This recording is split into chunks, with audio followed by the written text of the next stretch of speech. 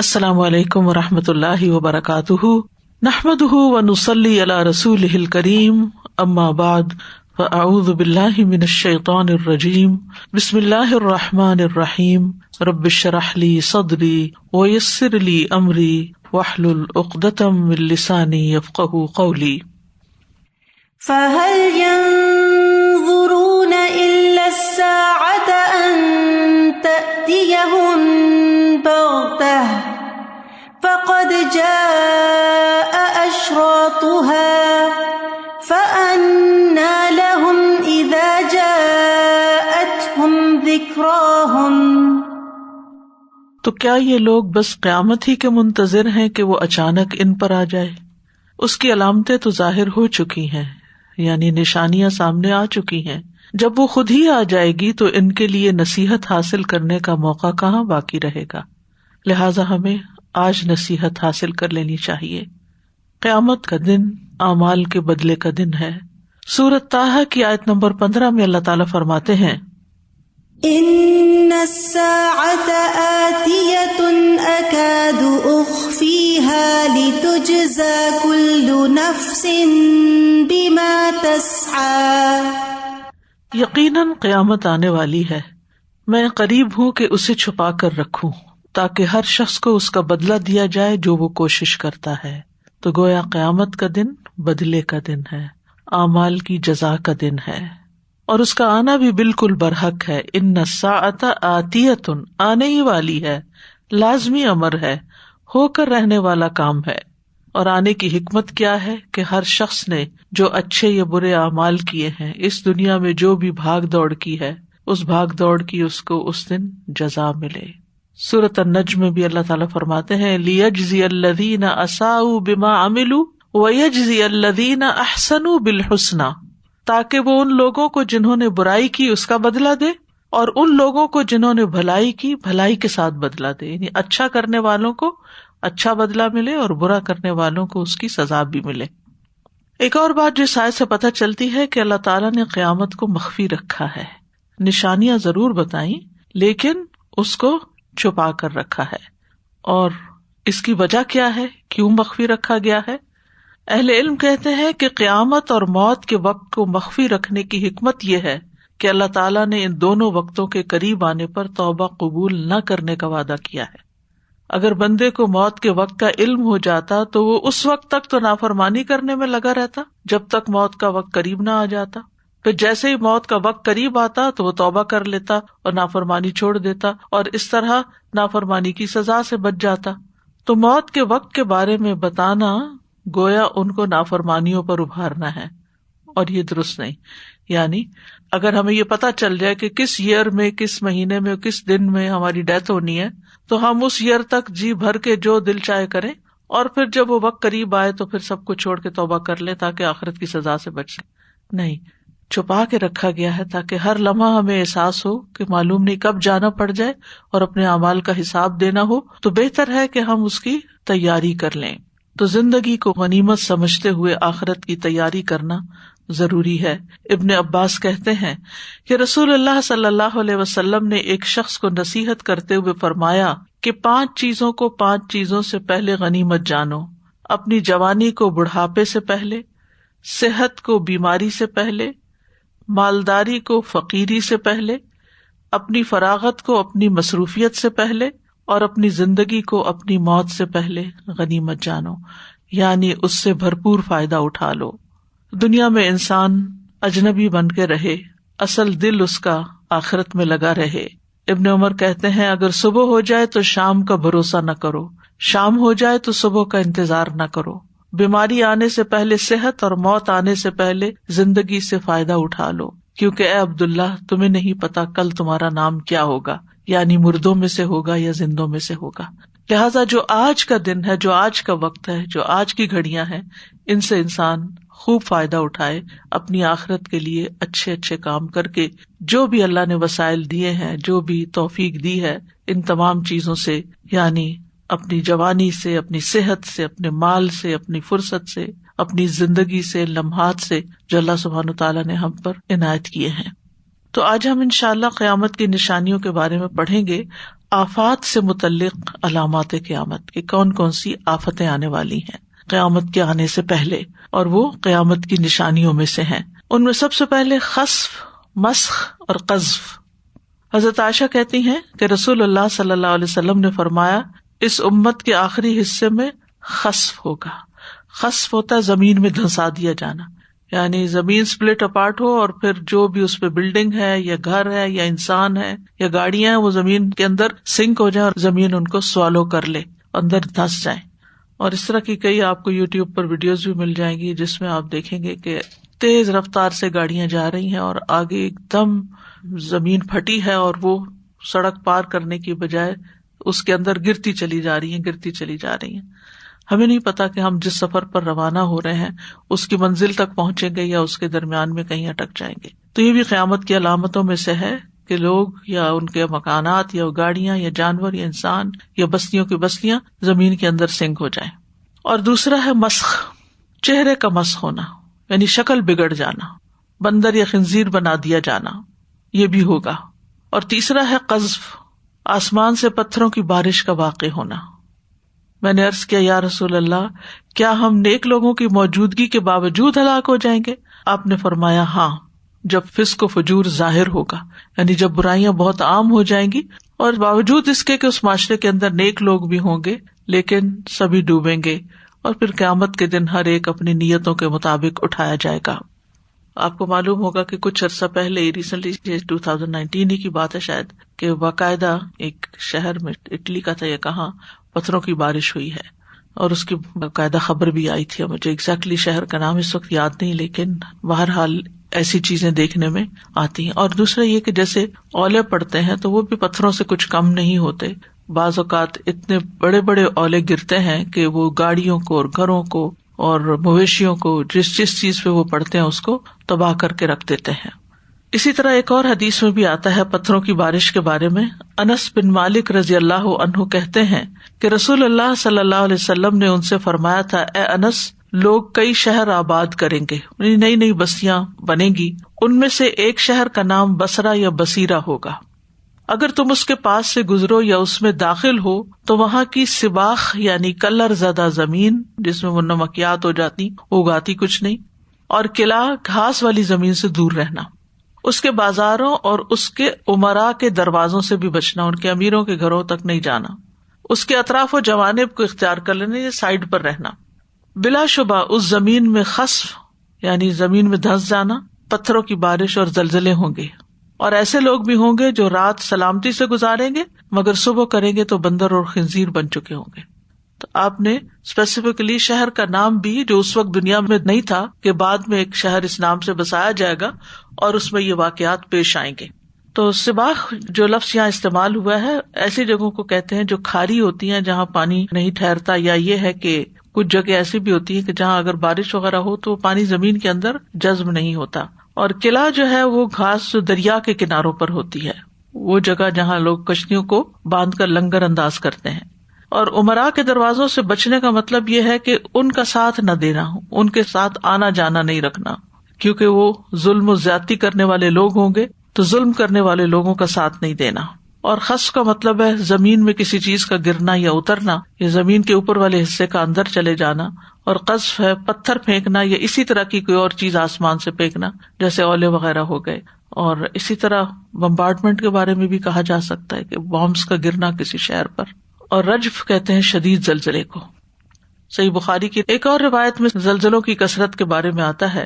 ابو ہریرہ رضی اللہ عنہ کہتے ہیں کہ نبی صلی اللہ علیہ وسلم نے فرمایا، قیامت اس وقت تک نہ آئے گی جب تک علم دین اٹھ نہ جائے گا، یعنی دین پڑھنے پڑھانے والے، سیکھنے سکھانے والے لوگ بہت کم ہی رہ جائیں گے، یعنی لوگوں کے سینوں میں نہیں رہے گا۔ اور زلزلوں کی کثرت نہ ہو جائے گی۔ تو زلزلوں کی کثرت اور علم دین کا اٹھ جانا، یہ دو چیزوں کے اندر ایک آپس کی معنوی اور حسی مشابہت بھی ہے۔ جس معاشرے کے اندر علم والے نہیں ہوتے وہاں ایک ٹربیولنس ہوتی ہے، بے چینی اور اضطراب ہوتا ہے، اور وہ ایک طرح سے زلزلوں کا شکار ہو جاتے ہیں۔ زلزلے ایک تو حسی زلزلے ہیں اور ایک معنوی زلزلے ہیں کہ جو لوگوں کی زندگی میں آتے ہیں اور وہ اپ سائڈ ڈاؤن ہو جاتی ہے۔ اور اسی طرح جو شخص علم سے محبت نہیں کرتا، جس کو علم کی قدر نہیں، جس کا علم سے کوئی تعلق واسطہ نہیں، اس کی زندگی بھی زلزلوں جیسی ہے. اور دوسرا یہ ہے کہ زمین کا ہلنا اور پہاڑوں کا اور مکانوں کا اور ہر چیز کا ہل کے رہ جانا. پھر زلزلوں کے کچھ سال بھی ہوں گے جن میں زیادہ زلزلے آئیں گے. یہ مسند احمد کی حدیث ہے. سلمہ بن نفیل السکونی سے روایت ہے. وہ کہتے ہیں کہ ہم لوگ رسول اللہ صلی اللہ علیہ وسلم کے پاس بیٹھے ہوئے تھے کہ کسی پوچھنے والے نے پوچھا، یا رسول اللہ، کیا آپ کے پاس کبھی آسمان سے کھانا بھی لایا گیا ہے؟ آپ نے فرمایا ہاں. اس نے پوچھا کس چیز کے ساتھ؟ آپ نے فرمایا ہانڈی میں. اس نے کہا کیا آپ سے اس میں سے کچھ بچ بھی گیا تھا؟ فرمایا ہاں. اس نے پوچھا پھر کیا ہوا اس کھانے کا؟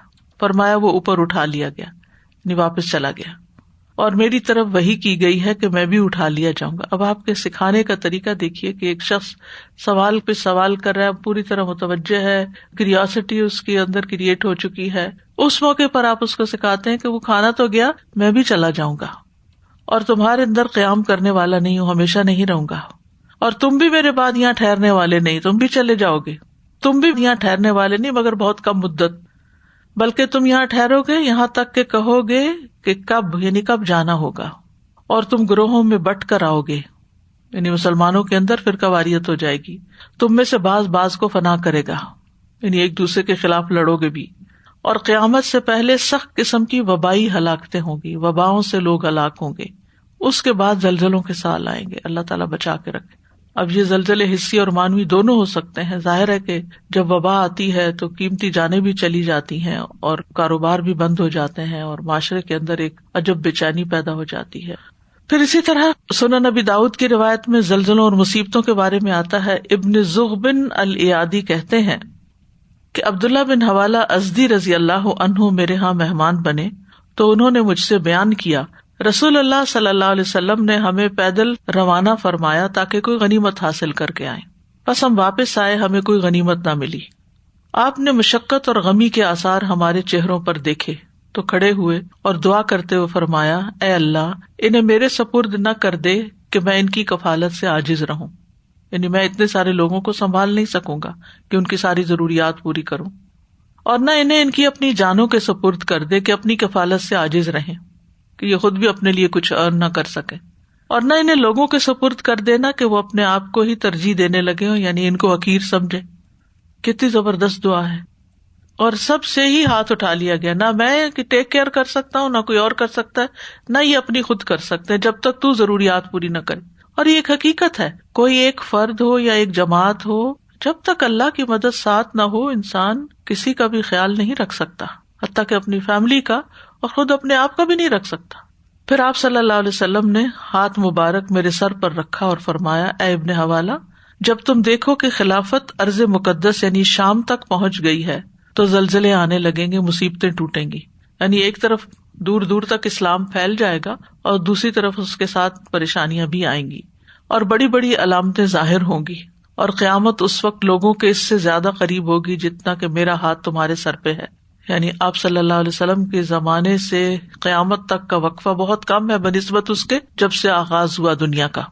تو یہاں پر یہ جو غنیمت حاصل کرنے کی بات ہے وہ یہ کہ مراد یہ تھی کہ تم نکلو اللہ کے راستے میں، اللہ تعالیٰ تمہارے لیے کچھ نہ کچھ بندوبست کر دے گا. تب سوال یہ پیدا ہوتا ہے کہ کیا غنیمتیں حاصل کرنے کے لیے نکلنا چاہیے؟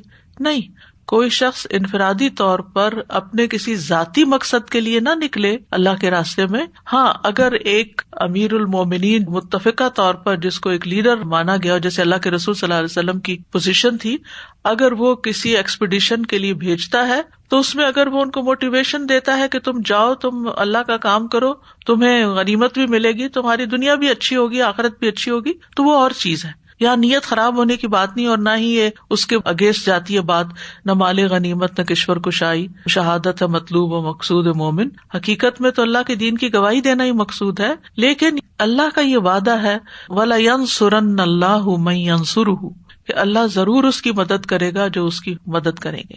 مطلب یہ کہ حالات کیسے بھی ہوں، تم اپنی معیشت سے بھی پریشان ہو، تمہارے پاس کھانے کو بھی کچھ نہیں، تمہاری کوئی کفالت کرنے والا بھی نہیں، اپنا کام نہیں چھوڑو، اپنے مقصد سے لگے رہو، اسی میں سے اللہ تعالیٰ کشائش پیدا کر دے گا. اور چونکہ یہ آپ خود فرما رہے ہیں، اس لیے آپ کسی بھی طرح کی موٹیویشن دے کے اپنے لوگوں کو بھیج سکتے تھے. جیسے اللہ کے راستے میں نکلنے کا سب سے بڑا مقصد تو اللہ کا کلمہ بلند کرنا ہوتا ہے، لیکن اس کے نتیجے میں اللہ سبحانہ وتعالیٰ دنیا کے فائدے بھی انسان کو عطا کر دیتا ہے. تو مقصد دنیا حاصل کرنا نہیں ہونا چاہیے، مقصد دین کی خدمت ہونا چاہیے، اور اسی نیت سے انسان نکلے. اور جیسے عام طور پر یہ کیا جاتا ہے نا کہ جب بچوں کو نماز کے لیے موٹیویٹ کرنا ہوتا ہے تو ہم کہتے ہیں تم نماز پڑھو، اللہ تعالیٰ تمہیں ٹھیک کر دے گا. جیسے حضرت ابو ہریرہ کے پیٹ میں درد تھی تو آپ نے کہا کہ نماز سے مدد لو. تو اب وَاسْتَعِینُوا بِالصَّبْرِ وَالصَّلَاةِ، تو اس کا یہ مطلب ہے کہ کیا نماز صرف مصیبتوں کا علاج ہے یا تکلیفوں اور بیماریوں کا علاج ہے اس لیے نماز پڑھے؟ یہ مقصد نہیں ہے. لیکن یہ ہے کہ جب انسان اللہ کی طرف رجوع کرتا ہے، ہل جل کرتا ہے، کوئی نیکی کا کام کرتا ہے، تو یقین رکھے کہ اس کے ساتھ خیر بھی آئے گی. ہاتھ پہ ہاتھ رکھ کے بیٹھ جانے سے کام نہیں چلتا. یعنی بعض اوقات ہم سیلف پٹی کا شکار ہو جاتے ہیں. دل تو بہت کرتا ہے کچھ کریں، پر کیا کریں، حالات اجازت نہیں دیتے، صحت اجازت نہیں دیتی، گھر کی بہت مصروفیت ہے، کاروبار کی بہت مشکلات ہیں، اب ان ساری چیزوں میں سے کہاں سے وقت لائیں؟ نہیں، حالات جیسے بھی ہوں انسان اپنی حد الوسع کوشش کر کے جو کام اس کے ذمے ہے وہ کرتا چلا جائے. اور یہ اللہ کا وعدہ ہے کہ جو اس کی طرف ایک قدم آئے گا اللہ تعالیٰ اس کی طرف 10 قدم آئیں گے. لیکن پہلا قدم انسان ہی کو اٹھانا ہے. تو اللہ کے راستے میں نکلیں گے تو آخرت تو بنے گی ہی، اللہ سبحانہ وتعالیٰ دنیا میں بھی آسانیاں پیدا کریں گے. پھر یہ ہے کہ قیامت کا دن بذات خود ایک بہت بڑا زلزلہ ہے.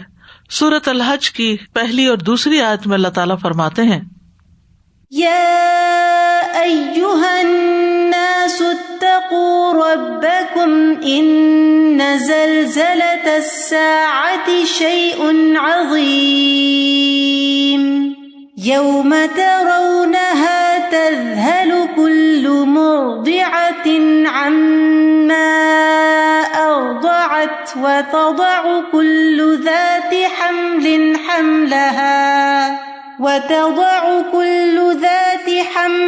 حملها وترى الناس سكارى وما هم بسكارى ولكن عذاب الله شديد. اے لوگو اپنے رب سے ڈرو، بے شک قیامت کا زلزلہ بہت بڑی چیز ہے. جس دن تم اسے دیکھو گے ہر دودھ پلانے والی اس سے غافل ہو جائے گی جسے اس نے دودھ پلایا، اور ہر حمل والی اپنا حمل گرا دے گی. یعنی اس زلزلے کے بعد پھر کسی کو جینے کا ہوش نہیں رہے گا. اور تو لوگوں کو نشے میں دیکھے گا، حالانکہ وہ ہرگز نشے میں نہیں ہوں گے، لیکن اللہ کا عذاب بہت سخت ہے. وَتَرَى النَّاسَ سُكَارَى، اسی سے لفظ سکرات الموت بھی ہے، موت کی بے ہوشیاں.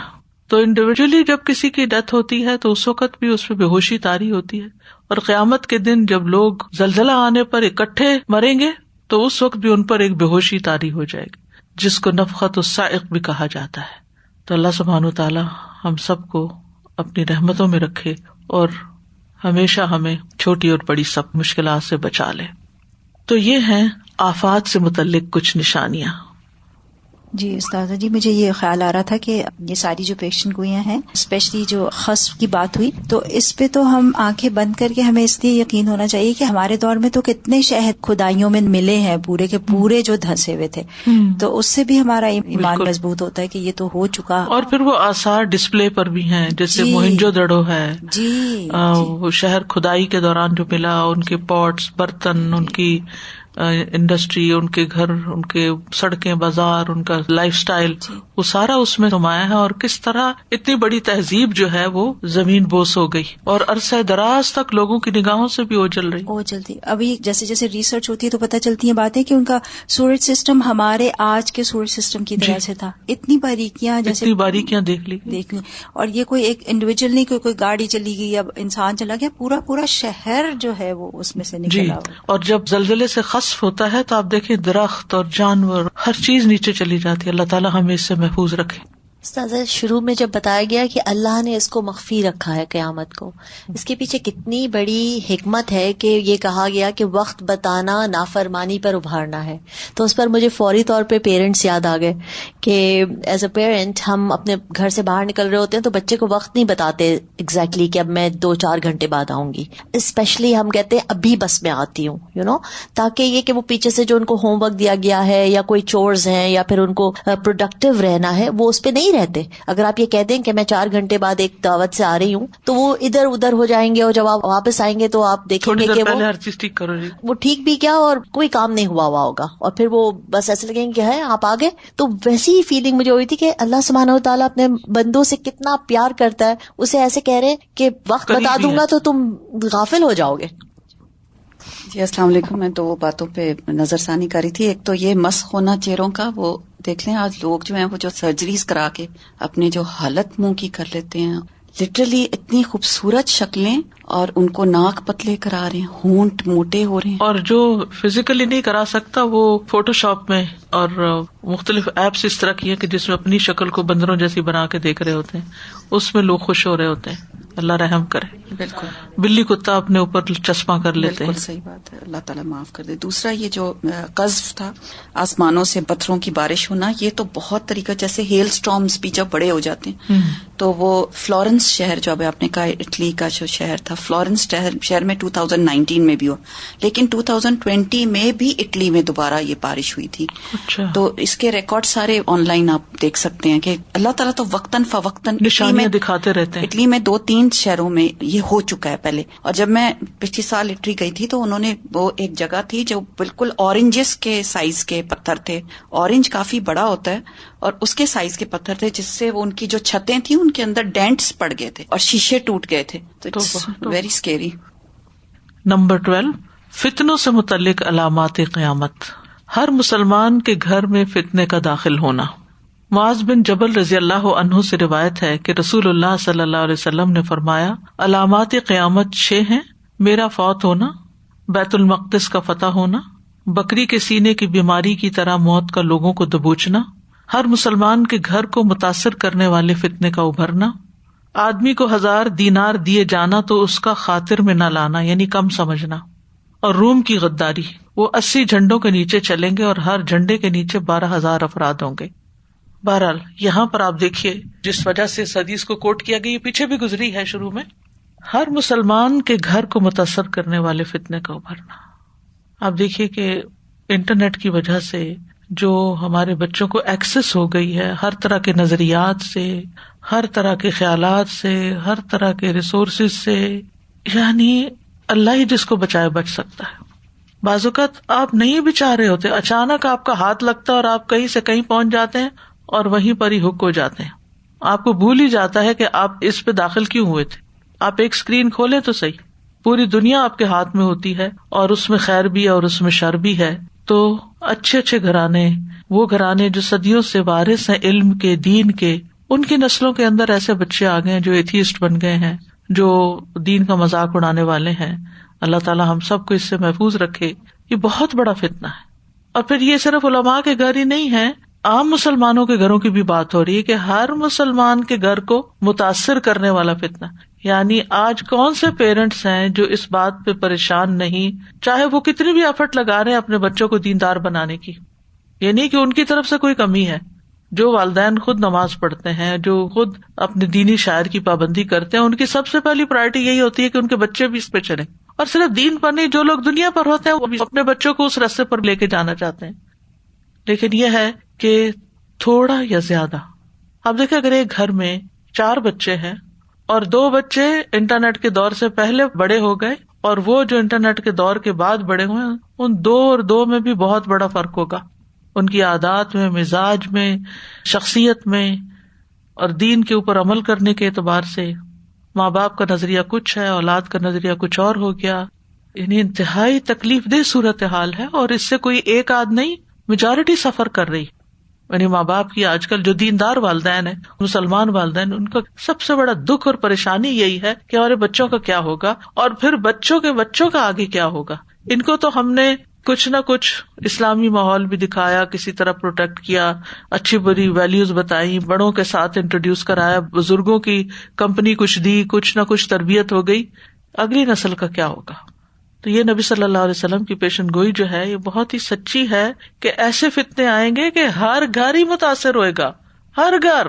آپ بچا سکتے ہی نہیں, آپ کتنا بچائیں گے؟ جو ہی بچہ ہوش سنبھالتا ہے, بڑا ہوتا ہے, ہوش کیا سنبھالنا. بچے کو ابھی بات نہیں کرنی آتی, چمچ نہیں پکڑنی آتی, وہ فون کے پیچھے بھاگ رہا ہوتا ہے, اس کے پیچھے لپک رہا ہوتا ہے.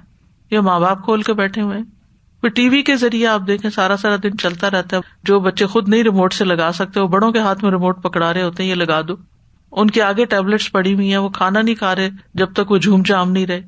تو یہ چیز جو ہے اس نے تربیت کا جو ایک سلسلہ ہے یا تربیت کا جو ایک انداز ہے اس کو بہت زیادہ متاثر کر دیا ہے. پھر ہے ایک کے بعد ایک فتنے کا آنا.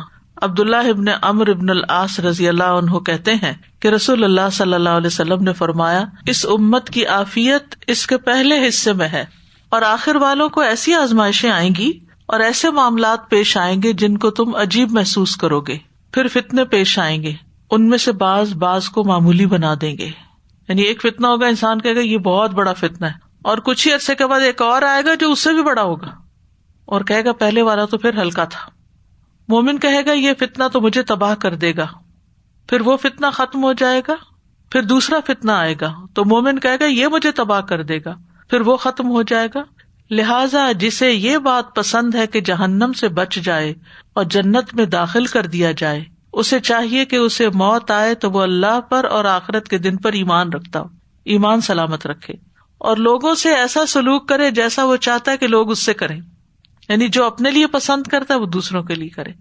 تو ساتھ ہی نبی صلی اللہ علیہ وسلم نے حل بھی بتا دیا کہ فتنے تو ہوں گے, فتنے تو ہیں, یہ سب کچھ جو بتایا گیا یہ ہو کر تو رہنا ہے. تو اس علم کے حاصل کرنے کا مقصد کیا ہے, ان کے بارے میں جاننا. یہ کوئی انٹرٹینمنٹ کی چیز نہیں, یا کوئی صرف کسی جادوگر یا کسی نجومی کی پیشن گوئیاں نہیں کہ جن کو لوگ بڑی ایکسائٹمنٹ کے ساتھ پڑھتے ہیں. اور کچھ لوگوں نے تو شغل ہی بنا لیا ہے کہ ان چیزوں کو صرف ایک فن کے طور پر لیتے ہیں. یہ سب محتاط ہونے کے لیے, وارن کرنے کے لیے یہ باتیں بتائی گئی کہ جب یہ سب ہو رہا ہو, جب تمہیں اپنے ایمان کی فکر ہو تو پھر اپنے ایمان پہ کام کرنا. تو یہاں پر آپ دیکھیے کیا بتایا گیا, اللہ اور آخرت کے دن پر ایمان رکھے, یعنی اللہ پر ایمان کے ساتھ ساتھ اپنی آخرت کے اوپر ایمان کو مضبوط کرے اور لوگوں کے ساتھ اچھا معاملہ کرے. یہ دو چیزیں اگر انسان پکڑ لے کہ ایمان بڑھانے والے کام کرے اور لوگوں کے ساتھ معاملہ اچھا رکھے تو انشاءاللہ کامیاب ہوگا. دنیا تو ہے ہی فتنوں کی جگہ, امتحان کا گھر. پھر ہر آنے والا زمانہ پچھلے زمانے سے بدتر ہوگا. صحیح بخاری کی روایت ہے, زبیر بن عدی کہتے ہیں کہ ہم انس بن مالک رضی اللہ عنہ کی خدمت میں حاضر ہوئے اور ہم نے انہیں حجاج سے پہنچنے والی تکلیفوں کی شکایت کی, تو انہوں نے فرمایا صبر کرو کیونکہ بعد میں آنے والا دور پہلے دور سے بدتر ہوگا. اور یہ کس لیے بتایا, تاکہ دل کو ایک تسلی ہو کہ چلے شکر ہے آگے تو اس سے بھی بڑی خرابیاں آ رہی ہیں, اس پر ہی صبر کر لیتے ہیں. جب انسان کو یہ پتہ چلتا ہے نا کہ اس کے بعد تو اور بھی مشکل آنے والی ہے تو اپنی موجودہ حالت کو بہتر سمجھ کر صبر کر لیتا ہے. فرمایا یہاں تک کہ تم اپنے رب سے جا ملو. میں نے یہ بات تمہارے نبی صلی اللہ علیہ وسلم سے سنی ہے, یعنی آپ نے ہمیں یہ بات بتائی کہ جو وقت گزرے گا مشکلات بڑھتی چلی جائیں گی, فتنے زیادہ ہوتے چلے جائیں گے, تو جو وقت ہے اس کو غنیمت سمجھا جائے اور اس سے فائدہ اٹھا لیا جائے. پھر ایک اور روایت سے پتہ چلتا ہے کہ فتنے بارش کے قطروں کی طرح اتریں گے. صحیح بخاری کی روایت ہے, اسامہ بن زید کہتے ہیں کہ نبی صلی اللہ علیہ وسلم مدینہ کے ٹیلوں میں سے ایک ٹیلے پر چڑھے, یعنی چھوٹی پہاڑی کو کہتے ہیں. اونچی جگہ پر چڑھنے کا مقصد کیا تھا, جیسے آج کل لوگ اسٹیج وغیرہ پر کھڑے ہو کر بات کرتے ہیں تاکہ زیادہ سے زیادہ آڈینس تک بات پہنچائی جا سکے. فرمایا میں جو کچھ دیکھتا ہوں کیا تم بھی وہ دیکھتے ہو؟ صحابہ نے کہا نہیں. آپ نے فرمایا میں فتنے دیکھ رہا ہوں کہ وہ بارش کے قطروں کی طرح تمہارے گھروں میں داخل ہو رہے ہیں. یہ اس دور کی بات ہے. پھر ہے فتنوں کا سائبانوں کی طرح آنا. اب یہ نوٹ کرتے جائیے, کہیں بارش کے قطروں سے تشبیہ دی اور کہیں سائبانوں کے ساتھ. قرز بن علقمہ الخزائی کہتے ہیں ایک آدمی نے کہا اللہ کے رسول کیا اسلام کی بھی کوئی انتہا ہے؟ آپ نے فرمایا ہاں, اللہ عرب اور عجم کے جس گھرانے کے ساتھ خیر کا ارادہ فرمائے گا ان میں اسلام داخل کر دے گا. اس نے کہا پھر کیا ہوگا؟ آپ نے فرمایا اس کے بعد سائبانوں کی طرح فتنے برپا ہوں گے, یعنی جیسے کوئی چادریں چھا جائیں اوپر, سائبان کہتے ہیں نا بڑے بڑے امبریلاز کو. اس نے کہا اللہ کی قسم انشاءاللہ ایسا ہرگز نہ ہوگا. آپ نے فرمایا کیوں نہیں؟ اس ذات کی قسم جس کے ہاتھ میں میری جان ہے, پھر تم کالے سانپوں کی طرح ایک دوسرے کی گردنیں مارنے لگو گے, یعنی آپس میں ہی لڑائی شروع کر دو گے اور یہاں سے اسلام کو نقصان ہوگا. پھر آپ نے اندھیری رات سے تشبیہ دی, بارش, سائبان اور اندھیری رات, کہ اندھیری رات کی طرح فتنے انسانوں کو ڈھانپ لیں گے. السلسلہ الصحیحہ کی حدیث ہے, ابو ہریرہ رضی اللہ عنہ کہتے ہیں کہ نبی صلی اللہ علیہ وسلم نے فرمایا اندھیری رات کے ٹکڑوں کی طرح فتنے تمہیں ڈھانپ لیں گے. یعنی جیسے اندھیری رات میں پھر کچھ سجھائی نہیں دیتا, اس طرح فتنوں کے دور میں انسان کو یہ سمجھ نہیں آئے گی کہ وے آؤٹ کہاں ہے، نکلوں کدھر سے، کس طرح بچوں ان سے، یعنی اس طرح انسان گھرا ہوا ہوگا ان کے اندر. پھر گرم ہواؤں سے تشبیہ دی، فتنے گرم ہواؤں کی طرح انسانوں کو گھیر لیں گے. حذیفہ بن یمان کہتے ہیں کہ رسول اللہ صلی اللہ علیہ وسلم ایک مجلس میں تھے جس میں میں بھی موجود تھا. تو رسول اللہ صلی اللہ علیہ وسلم نے فتنوں کو شمار کرتے ہوئے فرمایا، ان میں 3 ایسے ہیں جو کسی بھی چیز کو نہ چھوڑیں گے، یعنی ہر کوئی متاثر ہوگا. ان میں سے کچھ فتنے گرم ہواؤں کی طرح ہوں گے، اور گرم ہوا جب لو چلتی ہے تو بڑی تکلیف دہ ہوتی ہے، اور ان میں سے بعض چھوٹے اور بعض بڑے ہوں گے. تو اس سے پتہ چلتا ہے کہ یہ زندگی ایک امتحان ہے.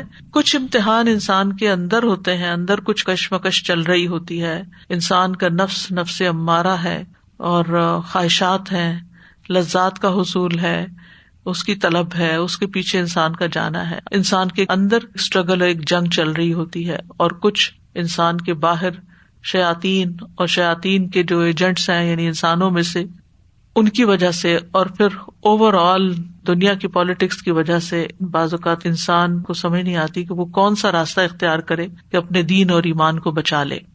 بہرحال آگاہ اس لیے کیا گیا کہ نبی صلی اللہ علیہ وسلم وَكَانَ بِالْمُؤْمِنِينَ رَءُوفًا رَحِيمًا، کہ آپ مومنوں کے لیے بڑے شفقت کرنے والے مہربان تھے. انہوں نے ہر چیز کے بارے میں اپنی امت کو اس وقت کے لحاظ سے بھی تیار کیا اور آخر دور تک، کیونکہ آپ قیامت تک کے لیے نبی ہیں تو آخر تک کے لیے تیار کر دیا کہ یہ تمہارے ساتھ ہونے والا ہے. جیسے ایک مہربان باپ ہوتا ہے یا ماں ہوتی ہے تو وہ اپنے بچوں کو اپنی زندگی کے تجربات کی روشنی میں گائیڈ کرتی ہے کہ دیکھو شادی کے بعد ایسا ہوتا ہے، پھر بچے پیدا ہو جائیں تو ایسا ہوتا ہے، اور مختلف رشتوں کو کیسے نبھایا جاتا ہے.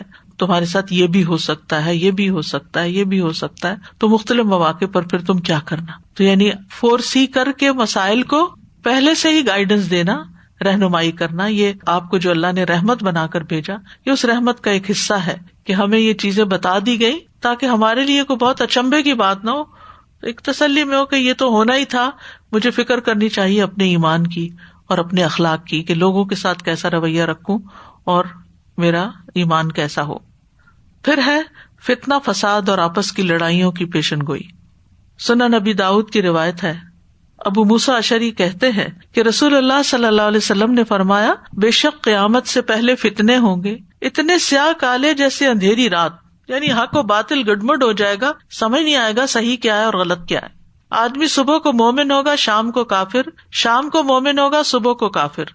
اس میں بیٹھا ہوا کھڑے ہونے والے کی نسبت بہتر ہوگا، یعنی محفوظ ہوگا، اور چلنے والا دوڑنے والے سے بہتر ہوگا. یعنی اپنی رفتار کو پھر کم کر لینا چاہیے، اپنے اوپر ورک کرنا چاہیے. اپنی کمانوں کو توڑ دینا، یعنی لڑائی کے آلات مراد ہیں، تانتوں کو کاٹ پھینکنا جیسے تیر اندازی میں ہوتا ہے نا، اور اپنی تلواروں کو پتھروں پر مارنا یعنی کند کر لینا. اگر تم پر کوئی چڑھ آئے تو آدم علیہ السلام کے بہتر بیٹے کی طرح ہو جانا، یعنی حابیل کی طرح ہو جانا. اور ایک روایت میں آتا ہے کہ صحابہ نے عرض کی، تو آپ ہمیں کیا حکم دیتے ہیں؟ آپ نے فرمایا، تم اپنے گھر کا ٹاٹ بن جانا، اپنے گھر کا کارپیٹ بن جانا، یعنی جیسے وہ چپکا رہتا ہے نا، وہاں سے اٹھ کے ادھر ادھر نہیں جاتا، تو بس تم اپنے گھروں کو لازم کر لینا. تو اس حدیث میں آپ دیکھیں کہ ان بین یدی الساعۃ، یعنی قیامت کی علامات آنے سے پہلے پہلے فتنن، بڑے بڑے فتنے ہوں گے، آزمائشیں ہوں گی، کقطع اللیل المظلم، سخت تاریک سیاہ رات کی ٹکڑوں کی طرح. طیبی کہتے ہیں اس سے مراد ہے وہ فتنہ خلط ملط ہو کر رہ جائے گا، انتہائی خوفناک سنگین ہوگا، فتنہ عام ہو جائے گا اور مسلسل جاری رہے گا. یعنی انسانوں کو سمجھ نہیں آئے گی کہ اب اس سے نکلنے کا راستہ کیا ہو. صبح کے وقت انسان مومن ہوگا، شام کو کافر ہوگا، یعنی ایک ہی وقت میں ادھر سے ادھر ہو جائیں گے. لوگوں کا کوئی دین ایمان نہیں ہوگا، وعدہ کریں گے تو پورا نہیں کریں گے، کوئی کمٹمنٹ نہیں نبھائیں گے، امانت کی حفاظت نہیں کریں گے، خیانت کریں گے، کبھی نیک کام کریں گے، کبھی برا کریں گے. کہیں دیکھو تو مسجد میں بیٹھے اور کہیں دیکھو تو انتہائی غلط جگہوں پر جا کے بیٹھے ہوئے ہیں. کوئی سمجھ نہیں آئے گی لوگوں کی کہ ان کو کیا ہے، یہ کون ہے اصل میں، یہ دین والے ہیں یا پھر بگاڑ والے ہیں. ایک وقت میں سنت پہ عمل کر رہے ہوں گے اور دوسرے وقت میں بدعات کو فروغ دے رہے ہوں گے. ایک وقت میں ان کے پاس ایمان والی علامتیں ہوں گے، دوسرے وقت میں کفار کی مشابہت اختیار کیے ہوئے ہوں گے. پھر فرمایا کہ اس میں بیٹھنے والا کھڑے ہونے والے سے بہتر ہے. یعنی کھڑا ہونے سے مراد یہ کہ انسان کو زیادہ چیزیں نظر آتی ہیں، اور دوڑنے والا یعنی فتنوں کے اندر دوڑنے والا اور ایسے لوگوں کے ساتھ انٹریکٹ کرنے والا جو ہے وہ اس کا شکار ہو جائے گا. تو بہتر ہے انسان کنارہ کشی کرے اور بیٹھ جائے اور اپنی تیر اور تفنگ اور ان چیزوں کو ضائع کر دو، ختم کر دو. اور ایک روایت میں آتا ہے کہ اپنی تلواریں جو ہے پتھر پہ مارو، یعنی پتھر پہ تلوار ماری جائے تو ظاہر ہے ٹیڑھی بھی ہو جائے گی اور کھنڈی بھی ہو جائے گی، اس کے اندر دھار نہیں رہے گی، کاٹنے والی نہیں رہے گی. مطلب یہ کہ تم قتل و غارت میں حصہ نہیں لینا. اور حدیث میں ہے کہ فَإِن دُخِلَ عَلَىٰ أَحَدٍ مِّنكُمْ، کہ اگر کسی کے گھر میں کوئی گھس آئے تو پھر کیا ہو. یعنی ایک تو یہ کہ آپ تو کہیں نہیں جا رہے، آپ تو گھر کا ٹاٹ بن گئے، لیکن یہ ہے کہ لوگ آپ کو نہیں چھوڑ رہے، وہ آپ کے گھر میں کود پڑے، تو اب کیا کریں؟ کیا آپ ان کو آپ قتل کر دیں؟ فرمایا کہ سر تسلیم خم کر دے، ہتھیار نہ اٹھائے، قاتل بننے کی بجائے مقتول بن جائے، آدم کے بہتر بیٹے کی طرح ہو جائے جس نے کہا تھا لئن بسطت الی یدک لتقتلنی ما انا بباسط یدی الیک لاقتلک انی اخاف اللہ رب العالمین انی ارید ان تبوء باثمی واثمک فتکون من اصحاب النار. اگر تو نے اپنا ہاتھ میری طرف اس لیے بڑھایا کہ مجھے قتل کر دے تو میں اپنا ہاتھ تیری طرف ہرگز نہیں بڑھاؤں گا کہ میں تجھے قتل کروں. بے شک میں اللہ سے ڈرتا ہوں جو سارے جہانوں کا رب ہے. میں تو یہ چاہتا ہوں کہ تو میرا گناہ اور اپنا گناہ لے کے لوٹے تو آگ والوں میں سے ہو جائے. یعنی اس کو ایک طرح سے وارن کر رہا تھا کہ اگر تم نے یہ کیا تو پھر تمہارا انجام یہ ہوگا. اور پھر حدیث کے الفاظ میں ایک اور روایت میں آتا ہے کونوا احلاس بیوتکم. احلاس البیوت کا مطلب ہوتا ہے قالین جو نیچے بچھایا جاتا ہے یا کپڑوں کے نیچے ڈالا جاتا ہے اور پھر وہ وہیں کے وہیں پڑا رہتا ہے. یہ بھی کہا جاتا ہے کہ حلس وہ موٹی چادر ہوتی ہے جو اونٹ کے کجاوے اور اس کے پالان کے نیچے ڈالی جاتی ہے تاکہ وہ لکڑی جو ہے اونٹ کو تکلیف نہ دے. تو مطلب یہ ہے کہ گھروں کو لازم پکڑو، یعنی اسٹے ہوم، اور پھر خاموشی اختیار کر لو کہ کہیں اس فتنے میں نہ پڑ جاؤ جس فتنے کی وجہ سے دین جاتا رہے. تو اس میں بھی ہمارے لیے بہت بڑی ایک سبق کی بات ہے. اب جیسے ایک وبا ہے، بیماری ہے، یہ بھی ایک فتنہ ہی ہے نا، ایک امتحان ہے لوگوں کے لیے. تو بجائے اس کے کہ انسان بہت دلیر بنے اور اس میں کود پڑے، تو بہتر ہے کہ جتنا بھی محتاط رہے، جتنا بھی اوائڈ کرے، غیر ضروری طور پر کسی ایسی جگہ پر نہ جائے جہاں سے اس کے متاثر ہونے کا ڈر ہو. پھر ہے عقلوں کا چھن جانا اور اپنوں کا قتل کیا جانا. سنن ابن ماجہ کی روایت ہے، ابو موسیٰ اشعری کہتے ہیں کہ رسول اللہ صلی اللہ علیہ وسلم نے فرمایا قیامت سے پہلے حرج واقع ہوگا. میں نے عرض کیا اللہ کے رسول حرج کا کیا مطلب ہے؟ فرمایا قتل و غارت. کچھ مسلمانوں نے کہا اللہ کے رسول اب بھی تو ہم سال میں اتنے اتنے مشرکوں کو قتل کر دیتے ہیں. آپ نے فرمایا مشرکوں کا قتل نہیں ہوگا بلکہ تم لوگ ایک دوسرے کو قتل کرو گے، یعنی آپس میں مسلمانوں کی خانہ جنگیاں. حتیٰ کہ آدمی اپنے پڑوسی کو، اپنے چچا زاد کو، اپنے رشتے دار کو قتل کر دے گا. بعض افراد نے کہا اللہ کے رسول کیا اس دور میں ہماری عقلیں ہمارے ساتھ ہوں گی؟ یعنی کوئی عقل مند انسان یہ نہیں کر سکتا. تو آپ نے فرمایا نہیں، اس زمانے میں اکثر لوگوں کی عقل چھن جائے گی اور بعد میں ایسے لوگ آ جائیں گے جو گرد و غبار کی طرح ہوں گے، یعنی بے وزن، بے قد، کوئی حقیقت ہی نہیں، ان کی کوئی قیمت ہی نہیں، کوئی ویلیو ہی نہیں. جیسے گرد کہیں پڑتی ہے تو اس کو ہاتھ سے جھاڑ دیا جاتا ہے کہ اس کی ضرورت نہیں. تو ایسے لوگوں کی کوئی ضرورت نہ ہوگی. ان کے پاس عقلیں نہیں ہوں گی، بے عقل قسم کے لوگ ہوں گے، غلط قسم کے کام کریں گے. پھر موسیٰ اشعری نے فرمایا قسم ہے اللہ کی مجھے تو لگتا ہے کہ وہ فتنہ مجھ پر اور تم لوگوں پر ہی آ جائے گا. نہیں، مجھے تو اتنا ڈر لگ رہا ہے کہ کہیں ہماری زندگی میں یہ سب نہ ہونے لگے. اور قسم ہے اللہ کی اگر یہ چیز اس بارے میں ہو جس کے بارے میں ہمیں نبی صلی اللہ علیہ وسلم نے نصیحت فرمائی تھی تو میرے اور تمہارے لیے اس سے نکلنے کا کوئی راستہ نہیں ہوگا سوائے اس کے کہ جس طرح ہم اس میں شامل ہوئے تھے اسی طرح نکل جائیں.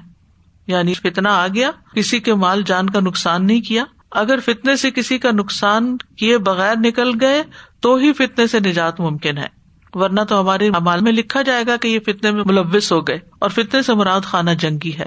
خانہ جنگی کا مطلب ہوتا ہے نا سول وار، جس میں پھر اپنے ہی رشتے دار ایک دوسرے کے آمنے سامنے آ جاتے ہیں، ایک گروپ میں چلا جاتا ہے، دوسرا دوسرے گروپ میں چلا جاتا ہے.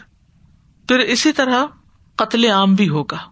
صحیح مسلم کی روایت ہے، ابو ہریرہ رضی اللہ عنہ کہتے ہیں کہ نبی صلی اللہ علیہ وسلم نے فرمایا اس ذات کی قسم جس کے ہاتھ میں میری جان ہے، لوگوں پر ایسا زمانہ ضرور آئے گا کہ قاتل نہیں جان سکے گا کہ اس نے کس وجہ سے قتل کیا تھا، اور نہ ہی مقتول جان سکے گا کہ اسے کس وجہ سے قتل کیا گیا.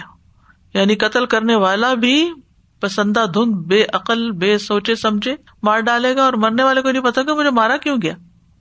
یہ جو قتل سے متعلق جتنی بھی چیزیں ہیں، اس سے ہمیں کیا سبق ملتا ہے کہ خون بہانے کے معاملے کو بہت سنگین سمجھیں. یعنی حدیثوں سے یہ پتہ چل رہا ہے کہ لوگ بہت معمولی باتوں پر قتل کر دیں گے لوگوں کو. اور آج آپ دیکھیں جب اخباریں اٹھاتے ہیں آپ تو ایسے واقعات اور حالات پڑھتے ہیں کہ جس میں چھوٹی سی بات پہ غصہ کر کے بیوی نے بھڑکا دیا, کسی بہن بھائی نے کوئی بات کر دی تو اپنے بہن بھائیوں کو قتل کر دیا, حتیٰ کہ اپنے والد کو قتل کر دیا, اپنی ماں کو قتل کر دیا. جب انسان غصے میں آتا ہے تو عقل چھن جاتی ہے نا, کہ غصہ عقل کا قاتل ہے. تو پھر عقل جب چلی گئی تو پھر آپ کے آگے کون ہے, اپنا ہے, پرایا, اپنا خون ہے, اپنی ماں, عزت کی جگہ پھر انسان کو ہوش ہی نہیں رہتی, یاد ہی نہیں رہتا. بعض اوقات لوگ جانوروں پہ لڑائی کرتے ہوئے ایک دوسرے کو مار ڈالتے ہیں, معمولی باتوں پہ. استادوں کو قتل کر دیا جاتا ہے, اپنے کلاس والے اس کے اوپر شوٹنگ کے کتنے واقعات ہیں. یعنی کوئی تمیز ہی نہیں رہے گی. اب آپ دیکھیں جو بھی اس طرح کی شوٹنگ ہوتی ہے, جیسے اسکولس کے اندر ہوتی ہے یا کوئی پبلک پلیسز پر ہوتی ہے, تو شوٹر جو ہوتا ہے اس کے پاس کوئی دلیل نہیں ہوتی کہ وہ ان بے گناہ لوگوں کو کیوں مار رہا ہے, کیوں قتل کر رہا ہے. بس وہ تو جو اس کے ہتھے چڑھا بس اس کے اوپر گولی برسا دی. تو یہ بھی علامات قیامت میں ذکر کیا گیا کہ انسانی خون کی کوئی قیمت نہیں رہے گی, انسانی جان کی کوئی قیمت نہیں رہے گی. پھر آپس کے باہمی فتنے بھی ہوں گے. حذیفہ رضی اللہ عنہ کہتے ہیں کہ رسول اللہ صلی اللہ علیہ وسلم کے سامنے دجال کا تذکرہ ہو رہا تھا. آپ نے فرمایا میرے نزدیک تمہارے حق میں دجال کے فتنے سے زیادہ آپس کے فتنے سے خطرہ ہے. جو شخص دجال کے فتنے سے قبل اس سے بچ گیا تو وہ فتنہ دجال سے بھی بچ جائے گا. یعنی جو شخص چھوٹے فتنوں سے بچے گا تو وہ دجال سے بھی بچ جائے گا. اور جب سے دنیا بنی ہے ہر چھوٹا بڑا فتنہ دجال کے فتنے کے لیے ہی بنایا گیا, یعنی انسان اس کا مقابلہ کرنے کے لیے تیار رہے. پھر اسی طرح فتنوں میں مسلمانوں میں اختلاف پیدا کرنے کے لیے عجیب و غریب باتیں ہونا. ارفجہ کہتے ہیں میں نے رسول اللہ صلی اللہ علیہ وسلم کو فرماتے ہوئے سنا, ان قریب میری امت میں عجیب و غریب باتیں ہوں گی, عجیب و غریب باتیں ہوں گی, عجیب و غریب باتیں ہوں گی. آپ نے 3 دفعہ یہ بات فرمائی. بس جو شخص مسلمانوں کے باہم اتفاق کے وقت ان کے اتحاد کو پارا پارا کرنا چاہے اسے تلوار سے مار ڈالو, خواہ کوئی بھی ہو. اب اس کا کیا مطلب ہے کہ اگر کہیں کسی ایک امام کے اوپر بیعت ہو گئی ہے, ایک جینوئن خلیفہ ہے, یا یہ کہ ووٹنگ کے ذریعے کسی کو سلیکٹ کر لیا گیا ہے اور عوام کی اکثریت نے اس کو اپنے لیے منتخب کر لیا ہے, تو اب کسی کو حق نہیں رہتا کہ کوئی اگر اس کو پسند نہیں کرتا تو وہ اٹھ کر اس کی حکومت میں کوئی فساد اور خلل ڈالے. تو ایسا فساد اور خلل ڈالنا جو ہے یہ امت کے اتحاد کو پارا پارا کرنا ہے. تو اس کا بھی یہاں حل بتا دیا گیا, فَاضْرِبُوهُ بِالسَّيْفِ. آپ کہیں گے کہ تلوار کی بات کیوں کی گئی, کیونکہ اس دور میں تلوار ہی ایسے کاموں کے لیے استعمال ہوا کرتی تھی. یعنی جب لوگ ایک خلیفہ پر مجتمع ہوں, سب اس کی اطاعت کر رہے ہوں, تو اس کے مقابلے پہ کوئی شخص کھڑا ہو کے اپنی بیعت کا اعلان کر دے اور مسلمانوں کی ایک یونٹی کو توڑنے کی کوشش کرے اور بیچ میں اپنا ایک فتنہ برپا کر دے, تو ایسا شخص پھر واجب القتل ہو جاتا ہے. اب اس کا یہ مطلب نہیں کوئی بھی اٹھے اور اس کو مار دے. ملا علی قاری کہتے ہیں اس شرط کے ساتھ کہ پہلا شخص جو خلافت کا اہل ہے اور امت اس پر اتفاق کر چکی ہے, تو پھر جو پہلے سے خلیفۃ المسلمین بنا ہوا ہے وہی حدود کا نفاذ کرے گا اور وہی حکم جاری کرے گا. کائنن من کانا, یعنی جو بھی کوئی ہو. اس وقت یہ نہیں دیکھا جائے گا کہ کس قبیلے کا یا کس حسب نسب کا شخص ہے جس نے فتنہ برپا کیا ہے, جو بھی ہو, کیونکہ اس نے شر پھیلایا ہے اور فساد پھیلایا ہے. پھر اسی طرح گمراہی کا فتنہ بھی ہے. حذیفہ بن یمان کہتے ہیں کہ رسول اللہ صلی اللہ علیہ وسلم نے فرمایا فتنے پیدا ہوں گے, ان کے دروازوں پر جہنم کی طرف بلانے والے ہوں گے. ان میں سے کسی کے پیچھے لگنے سے بہتر ہے کہ تم کسی درخت کی جڑ چباتے ہوئے مر جاؤ. یعنی فتنہ برپا کرنے والے اور فسادی لوگ, ان کے ساتھ نہ بیٹھنا چاہیے, نہ ان کی بات سننی چاہیے, نہ ان کی مدد کرنی چاہیے. چاہے انسان تنہائی کیوں نہ رہ جائے کہ اس کے پاس کھانے پینے کو بھی کچھ نہ بچے, کہ وہ صرف درختوں کی چھال پر ہی گزارا کرے, تو بس اس کے ساتھ بھی رہو تو اپنا ایمان بچا لو. یعنی بیئر منیمم پہ گزارا کرو لیکن اپنا ایمان بچاؤ. پھر قبیلہ مضر کی طرف سے فتنہ.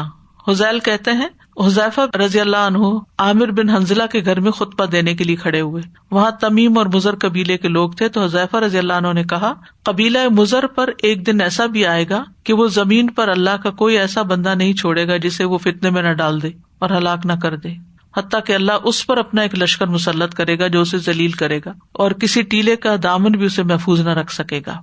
ایک آدمی نے کہا اے اللہ کے بندے آپ یہ بات کہہ رہے ہیں, آپ تو خود قبیلہ مضر سے ہیں. انہوں نے فرمایا میں تو وہی بات کہہ رہا ہوں جو میں نے نبی صلی اللہ علیہ وسلم کو فرماتے ہوئے سنی, یعنی چاہے میرے اپنے ہی خلاف جا رہی ہے لیکن آپ نے ایسے فتنے سے وارن کیا ہے کہ یہ ہو کر رہے گا اور یہ بھی قیامت کی نشانیوں میں سے ہے. پھر ہے ایمان اور نفاق کے دو خیمے بن جانا. عبداللہ ابن عمر رضی اللہ عنہ روایت کرتے ہیں کہ ہم رسول اللہ صلی اللہ علیہ وسلم کی خدمت میں بیٹھے ہوئے تھے. آپ نے فتنوں کا ذکر فرمایا اور بہت تفصیل سے بیان کیا, حتیٰ کہ آپ نے الاحلاس کے فتنے کا بھی ذکر کیا. تو کہنے والے نے کہا اللہ کے رسول فتنۃ الاحلاس سے کیا مراد ہے؟ آپ نے فرمایا بھاگم بھاگ اور غارت گری. فرمایا پھر وسعت اور فراخی کا زمانہ آئے گا, یعنی وسعت و فراخی کا فتنہ آئے گا جس کا ظہور میرے اہل بیت کے فرد کے پاؤں کے تلے سے ہوگا. اس کا دعویٰ ہوگا کہ مجھ سے, حالانکہ مجھ سے نہیں ہوگا. بلا شبہ میرے دوست صرف متقی لوگ ہیں.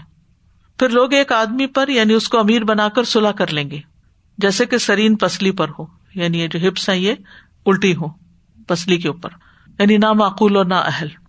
جیسے پسلی کے اوپر تو ہپ نہیں ٹک سکتی نا, یعنی ہپ کے اوپر پسلی ہے تو وہ ہلکی ہے تو وہ اس کا بوجھ اٹھا لیتی ہے, لیکن اگر یہ وائس ورثہ ہو جائے, الٹ ہو جائے معاملہ, تو مشکل ہے چلنا. پھر گھٹا ٹوپ اندھیرے کا ایک فتنہ اٹھے گا, اس امت میں سے کوئی نہیں بچے گا مگر اسے اس کا تمانچہ پڑ کے رہے گا. بس جب یہ سمجھا جائے گا کہ یہ فتنہ ختم ہو گیا تو وہ اور بڑھ جائے گا. تو اس سے آپ دیکھیں کہ کتنا ڈرنے کی ضرورت ہے اور انسان کو بچنے کی اور پیچھے رہنے کی. آدمی صبح کرے گا تو مومن ہوگا, شام ہوگی تو کافر ہو جائے گا, حتیٰ کہ لوگ دو خیموں میں تقسیم ہو جائیں گے, دو گروہ بن جائیں گے. ایک خیمہ ایمان کا جس میں کوئی نفاق نہیں ہوگا, اور دوسرا نفاق کا جس میں کوئی ایمان نہ ہوگا. اور جب یہ احوال ہو تو دجال کا انتظار کرنا, آج آیا کہ کل, یعنی جو آگے وقت بڑھے گا اس وقت اس طرح کے فتنے زیادہ ہوں گے. اللہ تعالیٰ ہم سب کو ان سے محفوظ رکھے.